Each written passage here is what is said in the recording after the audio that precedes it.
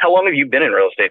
So my origin story is a little bit different. So I started as a real estate investor. My husband and I, when we started our careers, we made no money. And we were like, how in the world are we going to have retirement by the time we retire? So we bought our first home with the idea to turn it into a rental after a couple of years. So we lived there for 2 years, rented it out, moved into our second home. I mean, we were pinching pennies as much as humanly possible to make this happen. We are now under contract on our fifth home. So we have 4 rentals, and we've all done it by buying it as a primary residence, putting 5% down, living in it for a year plus, and then moving into a new primary. And so when I was doing that, I had my first child. My daughter had some significant health issues, and I needed to stay home with her.